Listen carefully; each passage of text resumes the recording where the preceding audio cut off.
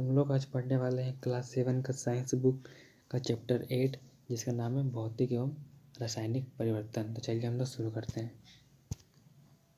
परिवर्तन कहने का मतलब है बदलाव, ठीक है, बदलाव। तो हम लोग अपने आसपास हमेशा देखते हैं कि कुछ ना कुछ बदलाव होते रहता है, परिवर्तन होते रहता है। जैसे कि घर का बनना, छोटे पेड़ का बड़े हो जाना, छोटे पौधों का बड़े होना, छोटे बच्चे धीरे धीरे बड़े होते हैं। या फिर आप लोगों ने अपने घर में भी देखा होगा कि दूध से दही का बनना, ठीक है, पानी का गर्म होना, मतलब ये सब परिवर्तन है जो हम लोग हमेशा देख सकते हैं। जैसे गन्ने का रस निकलना, चावल से भात का बनना, ठीक है, और मौसम का बदलना। मौसम का बदलना कहने का मतलब है कि एक वक्त में क्या रहता है, गर्मी रहता है, तो कभी बरसात, तो कभी जाड़े का मौसम, इस प्रकार से। और हम लोगों का जो त्यौहार होते हैं, पर्व त्यौहार, वो भी बदलते हैं, ठीक है। और फिर गर्मी के समय में क्या होता है कि दिन काफ़ी लंबी होती है और जाड़े के वक्त में दिन काफ़ी छोटे होते हैं, ठीक है। तो ये सब ऐसे ऐसे परिवर्तन हैं जो हम लोग देख सकते हैं आमतौर पर, ठीक है। और फिर आगे हम लोग बढ़ते हैं तो आगे हम लोग देखते हैं तीव्र एवं मंद परिवर्तन, ठीक है। तो ऐसा परिवर्तन जो काफ़ी धीमी गति से होता हो तो उसे हम लोग मंद परिवर्तन कहते हैं। या फिर ऐसा परिवर्तन जो काफ़ी तेज़ गति से हो, काफ़ी जल्दी हो, कम वक्त में हो जाए, उसे हम लोग तीव्र गति कहते हैं, तीव्र परिवर्तन कहते हैं, ठीक है। तो उदाहरण के लिए हम यहाँ पे देखते हैं कि एक मोमबत्ती जो होती है वो काफ़ी कम वक्त में जल जाती है, मतलब काफ़ी तुरंत जलने लगती है। तो ये आपका तीव्र परिवर्तन का उदाहरण हो जाएगा, ठीक है। और कोयला जो होती है वो कोयला आग पकड़ने में काफ़ी समय लेता है, तो ये आपका मंद परिवर्तन का उदाहरण हो जाएगा, ठीक है। और फिर उबलते हुए दूध में अगर आप लोग नींबू का रस डाल देंगे तो वो काफ़ी जल्दी फट जाएगा, ठीक है। और अगर दही को जमने में काफ़ी समय लगता है, तो हम लोग कहते हैं यह मंद परिवर्तन है, ठीक है। और जैसे कि गुब्बारे से हवा निकलना, ये आपका तीव्र परिवर्तन है, क्योंकि गुब्बारे से हवा निकलने में काफ़ी कम वक्त लगता है और फटाक से तुरंत हवा निकल जाता है, ठीक है। और रसोई गैस में गैस का जलना, ये सब काफ़ी जल्दी होते हैं, काफ़ी कम वक्त में। लेकिन अगर देखा जाए तो हम लोग का नाखून का जो बढ़ना है, यानी कि हमारे हाथ पे के जो नाखून होते हैं वो काफ़ी धीमी गति से बढ़ते हैं। और बालों का बढ़ना और गमले में पौधों का बढ़ना, ये सब क्या होता है, काफ़ी धीमी गति से होता है। तो ये आपका मंद परिवर्तन का उदाहरण हो जाएंगे, ठीक है। कहने का मतलब है कि ऐसा परिवर्तन, ठीक है, ऐसा परिवर्तन जो धीमी गति से होते हैं तो उसे हम लोग क्या कहते हैं, मंद परिवर्तन। और ऐसा परिवर्तन जो काफ़ी तीव्र गति से हो उसे हम लोग तीव्र परिवर्तन कहते हैं, ठीक है। हम लोग आगे बढ़ते हैं। आगे हम लोग देखते हैं क्रियाकलाप में क्या है, कुछ नहीं है, बस इसमें कुछ परिवर्तन का उदाहरण दिया हुआ और हम लोगों का परिवर्तन का नाम लिखना है कि किस प्रकार का परिवर्तन है, यानी कि मंद परिवर्तन है या फिर तीव्र परिवर्तन है, ठीक है। तो हम लोग देखते हैं पहला दूध से दही का बनना। तो दूध से दही बनने में काफ़ी वक्त लगता है, काफ़ी ज़्यादा टाइम लगता है, तब जाके दूध से दही बन पाता है। तो ऐसा परिवर्तन को हम लोग क्या कहते हैं, मंद परिवर्तन, ठीक है, क्योंकि ये काफ़ी वक्त लेता है, मंद परिवर्तन, ठीक है। देखते हैं हम लोग पटाखों का जलना। पटाखे को जलने में तो काफ़ी समय नहीं लगता है या काफ़ी जल्दी हो जाता है, तुरंत हो जाता है। पटाखा को तुरंत जलाते हैं, तुरंत आवाज़ करता है, फटाक से जल जाता है कि नहीं। तो यहाँ पर क्या हो जाएगा, तीव्र परिवर्तन, ठीक है, यह हो जाएगा तीव्र परिवर्तन। और जैसे कि गन्ने का रस से गुड़ का बनना, बीज से वृक्ष का बनना, इससे क्या आपका धीमा गति का परिवर्तन है, यानी कि ऐसा क्या होता है, बीज से वृक्ष बनने में काफ़ी वक्त लगता है, तो ये आपका हो जाएगा मंद परिवर्तन। और गन्ने के रस से गुड़ बनना, ये भी आपको हो जाएगा मंद परिवर्तन, ठीक है। और बाकी जो मैं नहीं बताया हूँ, ये वाला गेहूँ वाला, गीले कपड़े वाला, ये आपको कमेंट करके बताना कि क्या है, मंद परिवर्तन है या फिर तीव्र परिवर्तन है, ठीक है। हम लोग आगे बढ़ते हैं। आगे हम लोग देखते हैं फिर से एक क्रियाकलाप देखने को मिलता है। तो इसमें क्या करना है, एक गुब्बारा को लेना है और गुब्बारे में हवा भरना है, उसे फुलाना है, वापस हवा निकाल देना। तो मैं क्या देखते हैं कि गुब्बारा पहले क्या रहता है, ऐसा रहता है, हवा भरने के बाद ऐसे दिखता है, फिर वापस हवा निकाल देते हैं तो वापस ऐसा हो जाता है, ठीक है। तो इसमें भी कुछ बदलाव आया है, परिवर्तन आया है। तो यह किस प्रकार का परिवर्तन है, तो आगे हम देखते हैं, आगे हम देखेंगे किस प्रकार के परिवर्तन का उदाहरण है। ठीक है, ऐसे तो जब देखा जाए तो हवा भरने में थोड़ा टाइम लगता है, ज़्यादा नहीं, और लेकिन हवा निकलने में बहुत कम वक्त लगता है। लेकिन हवा का निकलना क्या हो जाएगा, आपका तीव्र परिवर्तन का उदाहरण हो जाएगा। ठीक है, और अब आपको एक दूसरा गुब्बारा लेना है और आपको उसमें हवा भरते ही जाना है। तो एक टाइम ऐसा आएगा कि वो गुब्बारा हवा से फट जाएगा। फटने के बाद ऐसा दिखता है। ठीक है, तो यह किस प्रकार का परिवर्तन है। तो हवा का फटना मतलब गुब्बारा का फट जाना भी आपका तीव्र परिवर्तन का उदाहरण है, क्योंकि बहुत जल्दी होता है ये परिवर्तन, तुरंत। तो हम लोग को नेक्स्ट आगे एक क्रियाकलाप दिया हुआ फिर से। इसमें क्या करना है, इसमें आप लोग को एक पेज लेना है, कागज़ का टुकड़ा लेना है और इसको आपको 4 भाग में बांटना है। जो आप लोग 4 भाग में से बांटेंगे तो वापस रख के देखना है कि पहले जैसा बन पाता है कि नहीं। तो पहले जैसा तो बन नहीं पाएगा, क्योंकि अब 4 हिस्सा में बट चुका है, फिर पहले जैसा नहीं बन पाएगा। ठीक है, तो इसमें क्या होगा कि कागज़ का गुण में बदलाव हो गया, यानी कि पहले ये एक स्क्वायर के शेप में था इस प्रकार से, और अब ये 4 भाग में बांटने के बाद अलग अलग हो गया है। तो ये अब पहले जैसा तो हो नहीं सकता है। ठीक है, अब आगे में देखते हैं। आगे हम लोग को फिर से क्रियाकलाप मिलता है। क्रियाकलाप में क्या करना बोल रहा है कि 2 चम्मच नमक लेना है आप लोगों को। ठीक है, 2 चम्मच नमक लेना है कटोरी में, और उसमें थोड़ा सा पानी लेना है, दोनों को अच्छे से घोल देना है। ठीक है, और फिर घोल को क्या करना है, धीमी आंच पर गर्म करना है। धीमी आंच पर कैसे गर्म करना है, इस प्रकार से हम लोग को गर्म करना है। तो गर्म करने के बाद क्या होगा कि ये जो आपका बर्तन है, जो आपका क्या चीज़ का बर्तन लिए थे हम लोग, क्या चीज़ का बर्तन लिए थे, कटोरी। तो ये जो आपका कटोरी है, कटोरी देखने में लग तो नहीं रहा, पर मान लेते हैं कटोरी है। ठीक है, कटोरी, तो ये आपका जो कटोरी है, तो इसमें से जो पानी है वो पानी धीरे धीरे वाष्प बन के ऊपर की ओर उड़ जाएगा।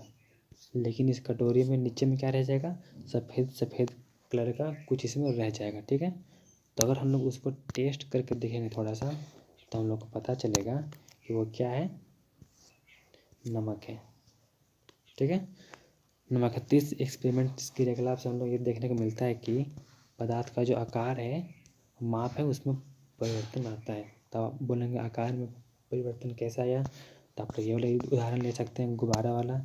ये हवा भरने से पहले ऐसा था, हवा भरने के बाद ऐसा हो गया, और फिर हवा निकलने के बाद ऐसा हो गया, यानी कि इन लोगों का आकार में कुछ परिवर्तन हुआ। ठीक है, और माप में क्या परिवर्तन हुआ कि पहले कटोरी में नमक और पानी का जो घोल था वो ज़्यादा मात्रा में था, लेकिन जब गर्म करने के बाद धीरे धीरे हवा में उड़ गया पानी, और सिर्फ नमक का मात्रा थोड़ा सा बच गया। ठीक है, और आगे देखते हैं। तो आगे हम लोगों को फिर से एक एक्सपेरिमेंट देखने को मिलता है, जिसमें से हम लोग क्या लेना है, एक चीनी मिट्टी की प्याली में नीला थोथा लेना है। नीला थोथा क्या होता है, इसको हम लोग कॉपर सल्फेट भी बोलते हैं। ये मतलब क्रिस्टल टाइप से होता है, पाउडर जैसा भी होता है। ठीक है, इसको आपको लेना है, चीनी मिट्टी प्याली में लेना है। ठीक है, इस प्रकार से इसको आप लोग धीरे धीरे गर्म करना है। तो गर्म करने से क्या होगा कि इसमें ना सफ़ेद कलर का वो चेंज हो जाएगा कलर, जो पहले नीला था तो वो सफ़ेद हो जाएगा।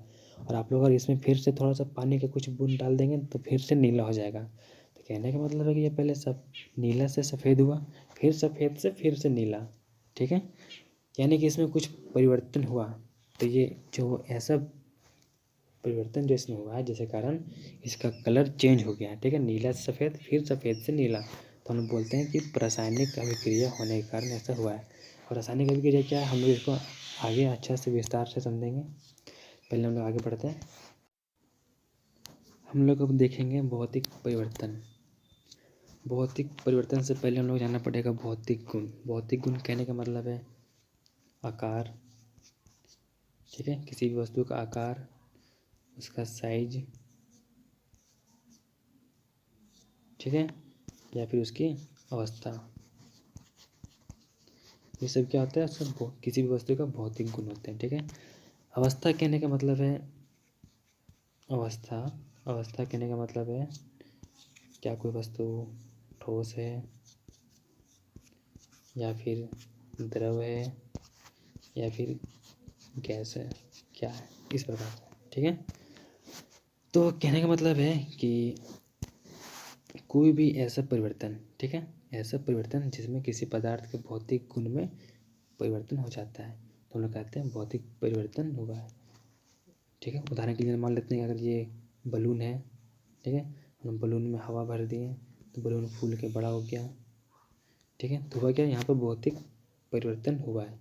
जैसे कि ये बलून पहले छोटा था, छोटा से बड़ा हो गया, जैसे साइज में अंतर आया तो बोलेंगे ये भौतिक परिवर्तन का उदाहरण है। ठीक है, हम लोग आगे बढ़ते हैं और आगे एक और बात कि भौतिक परिवर्तन जो होता है इसमें पदार्थ का रूप बदल जाता है। ठीक है, लेकिन कोई नया पदार्थ नहीं बनता है। लेकिन पहले अगर बलून था तो बाद में भी बलून ही रहेगा, बलून से बदल नहीं जाएगा। ठीक है, ऐसा। और भौतिक परिवर्तन जो होता है वो फिर से वापस पहले ऐसा हो सकता है, यानी कि ये छोटा बलून था, फूलने के बाद बड़ा बलून बन गया, अब फिर हवा निकलने के बाद फिर से छोटा बलून बन जाएगा, इस प्रकार से। ठीक है, तो ऐसा परिवर्तन को हम लोग बोलेंगे उत्क्रमणीय परिवर्तन, यानी कि ऐसा परिवर्तन जिसमें परिवर्तन होने के बाद फिर से पुनः वाला स्थिति आ सकता है। ठीक है, तो हम लोग बोलेंगे उत्क्रमणीय परिवर्तन है। हम लोग आगे बढ़ते हैं तो आगे हम लोग देखते हैं कि लोहे की कुदाल, ठीक है, या फिर खुरपी या फिर बाकी कोई लोहा से बना हुआ चीज़ अगर हम लोग खुले में छोड़ देते हैं तो उस पर भूरे रंग का कुछ पदार्थ का परत जम जाता है, जिसको हम लोग जंग कहते हैं। ठीक है, और इस प्रोसेस को हम लोग कहते हैं जंग लगने की प्रक्रिया। ठीक है, कहने का मतलब है कि अगर लोहे की कुर्सी या फिर लोहे का टेबल, लोहे का ग्रिल या फिर लोहे का बक्सा या बाकी कोई लोहे की बनी हुई चीज़ हम लोग खुले में छोड़ देते हैं, रख देते हैं, तो उसमें जंग लग जाता है। ठीक है, और जंग लोहा नहीं रहता है, लोहे से काफ़ी अलग होता है। ठीक है, और जंग को हम लोग लोहे में वापस नहीं बदल सकते हैं, तो जंग लगने की प्रक्रिया को हम लोग कहते हैं अनुत्क्रमणीय परिवर्तन। ठीक है, आगे हम लोग देखते हैं क्रियाकलाप दिया हुआ है। क्रियाकलाप क्या है कि मैग्नीशियम की पतली पट्टी अथवा फीता लेना है। जिस प्रकार से एल्युमिनियम होती है, एल्युमिनियम का फॉइल बनता है, उसी प्रकार से मैग्नीशियम का भी होता है। ठीक है, उसको लेना है और फिर एक साइड से अच्छे से पकड़ लेना है, चिमटा से या कोई चीज़ से इस प्रकार से, और फिर उसको मोमबत्ती के पास ले जाना है, तो वो उसको जलाना थोड़ा सा। ठीक है, तो जलने लगेगा और वाइट सफ़ेद लाइट निकलता है उससे, इस प्रकार से। ठीक है, और फिर इससे वाइट कुछ पाउडर जैसा नीचे गिरता है जल कर, जैसे हम लोग मैग्नीशियम ऑक्साइड कहते हैं। ठीक है, मैग्नीशियम ऑक्साइड कहते हैं जो पाउडर जैसा सफ़ेद रंग का नीचे गिरता है, चूर्ण जैसा। और जो मैग्नीशियम ऑक्साइड है वो मैग्नीशियम से काफ़ी अलग रहता है। ठीक है, कहने का मतलब है कि अगर मैग्नीशियम में ऑक्सीजन मिलाया जाए तो हम लोग को मिलता है मैग्नीशियम ऑक्साइड। मैग्नीशियम को Mg से दिखाते हैं हम लोग, और ऑक्सीजन को O2 से दिखाते हैं, और मैग्नीशियम ऑक्साइड को MgO से दिखाते हैं। ठीक है, अब लोग आगे बढ़ते हैं। आगे लोग देखते हैं फिर से एक क्रियाकलाप है। क्रियाकलाप में क्या है, कुछ नहीं करना है, आप लोग को एक मोमबत्ती लेना है और मोमबत्ती को वजन करना है और उसको प्लेट में रख लेना है और फिर मोमबत्ती को जलाना है। मोमबत्ती जब जल करके इधर प्लेट में गिर जाएगा तो उसको फिर से वजन करना है और आप लोग को जांच करना है कि पहले के तुलना में वजन घटा है या फिर बढ़ा है। ठीक है, ये आपको जांच करना है। हम आगे देखते हैं। आगे देखने मिलता है कि ऐसा परिवर्तन जिसमें एक या फिर एक से अधिक नए पदार्थ बनते हैं, तो ऐसा परिवर्तन को हम लोग कहते हैं रासायनिक परिवर्तन। ठीक है, और इस प्रकार के परिवर्तन को रासायनिक अभिक्रिया भी कहते हैं। ठीक है, यानी कि रासायनिक परिवर्तन के बाद ही नया पदार्थ बन पाता है। ठीक है, कुछ भी अगर नया बनाना है या नया बनने वाला है तो उसके लिए रासायनिक परिवर्तन होना ज़रूरी है। यह हम लोग के लिए बहुत महत्वपूर्ण है।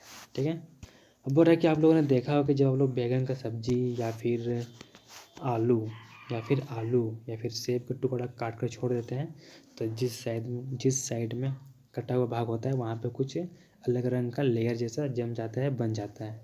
ठीक है, तो ऐसा क्यों होता है, क्योंकि वहाँ पर नया रासायनिक पदार्थ का बन जाता है, इसीलिए ऐसा होता है। ठीक है, लेकिन बात है कि ऐसा जो परिवर्तन है ये परिवर्तन लाभदायक भी होता है, फ़ायदेमंद भी, नुकसानदायक भी। हम देखते हैं कि लाभदायक कैसे हो सकता है, जैसे कि रासायनिक परिवर्तन का यहाँ पर उदाहरण दिया हुआ है। प्रकाश संश्लेषण हो गया, भोजन का पचना, दवाओं का बनना, प्लास्टिक, साबुन, डिटर्जेंट, ये सब का बनना हम लोग के लिए फ़ायदेमंद है, क्योंकि हम लोग के लिए बहुत ज़रूरी है। ठीक है। अब आगे देखने को मिलता है कि परिवर्तन को 2 भाग में बाँटा गया है। पहला भौतिक परिवर्तन, दूसरा रासायनिक परिवर्तन। ठीक है। हम देखते हैं आगे रासायनिक परिवर्तन का लक्षण हम लोग देखेंगे आगे, जैसे कि ऊष्मा हो गया यानी कि हीट, प्रकाश यानी कि लाइट का निकलना वगैरह, ये सब क्या है, एक बाकी लाइट विकिरण का बाहर निकलना, ये सब आपका रासायनिक परिवर्तन का उदाहरण है। जैसे कि अगर आप ग्लूकोज को थोड़ा सा ग्लूकोज लेकर अपने जीभ पे रखेंगे तो आप लोगों को काफ़ी ठंडक महसूस होगी। ठीक है। ऐसा क्यों होता है? क्योंकि ऊष्मा शोषी अभिक्रिया है। कहने का मतलब है कि इसमें ऊर्जा का शोषण होता है। ठीक है। अब आगे हम लोग को देखने को मिलता है फिर से एक एक्सपेरिमेंट में बीकर चाहिए, कास्टिंग सोडा, इसको छोड़ते हैं हम लोग, काफ़ी लंबा हो जाएगा। आगे हम देखते हैं ध्वनि का उत्पन्न होना। ध्वनि का उत्पन्न होने कहने का मतलब है, आप लोगों ने दिवाली में तो पटाखा जरूर उड़ाया होगा। तो आप लोगों ने क्या देखा होगा कि पटाखा उड़ाने से क्या होता है, ऊष्मा निकलती है, मतलब एक लाइट निकलता है, प्रकाश निकलता है। ठीक है। एनर्जी निकलती है, गर्मी भी निकलती है, जिससे मतलब गर्मी महसूस होती है। कहने का मतलब कि अगर हाथ में उड़ जाए तो हाथ जल जाता है, तो ऐसा क्यों होता है? क्योंकि उससे कुछ ऊष्मा निकलती है, आग जैसा कुछ निकलता है जिसमें बहुत गर्मी रहती है, इस प्रकार से। और उससे लाइट भी निकलता है, चमकता है। ठीक है। और उससे काफ़ी आवाज़ भी निकलती है तेज गति से, और फिर सैली गैस भी निकलता है, यानी कि धुआं निकलता है, जो कि हानिकारक होता है। ठीक है। कहने का मतलब है कि किसी भी वस्तु का जलना रासायनिक परिवर्तन है, सिंपल। ठीक है। अब हम लोग आगे बढ़ते हैं। आगे हम लोग देखने को मिलता है कि गंध में परिवर्तन होना या किसी नए गंध का बनना। उदाहरण के लिए आप लोग मान लीजिए कि पका हुआ फल जो होता है उसका गंध और कच्चे फल का गंध यानी कि सेंट जो काफ़ी अलग अलग होता है। और बासी भोजन का गंध यानी कि सेंट और ताज़े भोजन का सेंट भी काफ़ी अलग होता है। फलों का पकना, भोजन का बासी होना भी रासायनिक परिवर्तन का ही उदाहरण है। ठीक है। किसी भी गैस का बनना, इसको समझने के लिए हम लोग एक क्रियाकलाप करना पड़ेगा। देखते हैं क्या क्रियाकलाप है। क्या बोल रहा है कि आप लोगों को एक शीशा या फिर बोतल लेना है, जिसमें थोड़ा सा पानी लेना है, पानी में 1 चम्मच कपड़ा धोने वाला सोडा को मिलाना है, उसको अच्छा से घोलना है, यानी कि अच्छा से हिलाना है बोतल को और उसको घोलना है, मिलाना है। फिर आपको 2 ठो नींबू का रस निचोड़ के कोई बर्तन में रख लेना है। फिर आपको 1 ठो बलून लेना है। ठीक है। ताकि ऐसा बलून लेना है ना, जो बैलून बोतल का मुंह के पास अच्छा से फिट हो जाए। ठीक है। अब क्या करना है, नींबू का रस जो आप लोग निचोड़ के रखे तो उसको क्या करना है, इस प्रकार से बोतल में डाल देना है और काफ़ी फुर्ती से बोतल का मुंह के पास बलून से ढक देना है, मतलब बलून को लगा देना अच्छा से। तो इसे देखने को क्या देखने को मिलता है, ये देखने को मिलता है कि बोतल के अंदर में बुलबुला बनने लगता है ऊपर की ओर। ठीक है। जिसके कारण बलून में गैस जमा होने लगता है। ठीक है। कहने का मतलब है कि और जो गैस क्या रहता है, कार्बन डाइऑक्साइड गैस रहती है। ठीक है। मतलब कि अगर हम लोग सोडा में नींबू का रस मिलाएंगे तो हम लोग को कार्बन डाइऑक्साइड गैस देखने को मिलेगा, और बाकी चीज़ थोड़ा सा कुछ और। ठीक है। हम लोग आगे देखते हैं। आगे लोग देखने मिलता है फिर से एक क्रियाकलाप है। क्रियाकलाप में क्या लेना है आप लोगों को, 1 चम्मच सिरका लेना है। सिरका मतलब कि विनेगर लेना है आप लोग को। एक परखनली क्या होती है, इस प्रकार की शीशा की बनी रहती है कुछ। ठीक है। इसमें आप लोग को 1 चम्मच सिरका लेना है। फिर आप लोग को दूसरे परखनली में क्या करना है, पानी लेना है आधा से ज़्यादा, और उसमें आधा चम्मच चूना घोलना है। थोड़ा देर छोड़ देना है। छोड़ने के बाद जब नीचे बैठ जाएगा तो ऊपर का जो साफ़ पानी उसको आप लोग निकाल लेना है, और उसी साफ़ पानी को हम लोग बोलते हैं चूना पानी। ठीक है। चूना जल। फिर हम लोग को करना क्या है, फिर इसके बाद हम लोग को इस प्रकार देखिए, यहाँ पर दिख रहा है हम लोग को, ये आपका हो गया पहला प्रश्नावली, जिसमें हम लोग क्या लिए थे, सिरका लिए थे, और उसमें हम लोग को सोडा मिलाना है। ठीक है। सोडा मिलाना है। और दूसरे तरफ प्रश्नावली में हम लोग को क्या लेना है, चूना जल लेना है। तो जब हम लोग सिरका में सोडा मिलाएंगे तो इसमें जो अभिक्रिया होगी, तो इसको हम लोग, इसमें जो गैस बनेगा वो हम लोग को पाइप के माध्यम से इसमें ट्रांसफ़र करना है दूसरे वाले परखनली में, इसमें दूसरे वाले परखनली में। तो इसमें बुलबुले से हम लोग को देखने को मिलता है। ठीक है। और ये आपका दूधिया रंग का हो जाएगा, मतलब कि सफ़ेद सफ़ेद जैसा हो जाएगा। ऐसा क्यों होता है? कार्बन डाइऑक्साइड के कारण होता है। ठीक है, यानी कि कहने का मतलब है, अगर सिरका में खाने का सोडा मिलाया जाए, खाने का सोडा को लिखते हैं हम लोग NaHCO3। ठीक है, तो हम लोग को क्या मिलता है? कार्बन डाइऑक्साइड मिल जाता है। ठीक है, यानी कि सिरका खाने के सोडे के साथ मिलकर क्या बनाती है? कार्बन डाइऑक्साइड गैस बनता है, जो चूने के जल को दूधिया कर देता है। ठीक है, और यही बात कार्बन डाइऑक्साइड गैस की पहचान है। और अगर हम लोग कार्बन डाइऑक्साइड में चूने का जल मिला देंगे तो हम लोग को कैल्शियम कार्बोनेट देखने को मिलेगा। अब हम लोग आगे बढ़ते हैं। आगे हम लोग को देखने को मिलता है फिर से एक क्रियाकलाप जो काफ़ी लंबा लग रहा है, तो आगे छोड़ते हैं क्योंकि काफ़ी टाइम टेकन है, तो आगे छोड़ते हैं इसको। फिर आगे हम लोग को मिलता है, क्या मिलता है कि हाँ, कि रासायनिक परिवर्तन जो होती है, रासायनिक परिवर्तन जो होती है वो हर वक्त फ़ायदेमंद नहीं होता है, लाभदायक नहीं होता है, हानिकारक भी होता है। जैसे कि उदाहरण के लिए हम लोग को दिख रहा है कि क्या दिख रहा है कि जंग तो लगना, जंग जब लगता है तो ये आपका बहुत हानिकारक रासायनिक परिवर्तन है। अगर किसी लोहे की वस्तु में जंग लग गया है तो वह धीरे धीरे नष्ट हो जाता है, लोहे को नष्ट कर देता है। ठीक है, और लोहे का इस्तेमाल कहाँ कहाँ होता है? घर का छत बनाने में, पुल बनाने में, जहाज बनाने में, नाव बनाने में, कार बनाने में, बस बनाने में, ये सब में। और अगर लोहा कमज़ोर हो जाएगा तो काफ़ी नुकसान होगा। ठीक है, हम आगे बढ़ते हैं। और यहाँ पर मेन बात बताया गया है कि जंग लगने के लिए लोहा को ऑक्सीजन का संपर्क में आना होगा और जल का संपर्क में आना होगा, तभी जंग लगेगा। ठीक है, अगर आप लोग लोहे का सामान बाहर छोड़ देते हैं तो हवा तो मिल ही जाएगा, तो रात में जो शीत गिरने से या फिर पानी पड़ने से उसमें जंग लग सकता है आसानी से। और समुद्री क्षेत्र वाले जगह पे क्या होता है? वहाँ के जो पुल होते हैं, मकान होते हैं, या फिर ग्रिल, नाव, जहाज, बाकी लोहे से बने हुए कोई भी चीज़ तो जल्दी कमज़ोर हो जाते हैं, क्योंकि वहाँ पानी की मात्रा अधिक होती है इसलिए। और इससे क्या होता है? हानि भी बहुत होता है, आर्थिक हानि, मतलब कि पैसों की बर्बादी भी बहुत होती है। ठीक है, और आगे देखते हैं।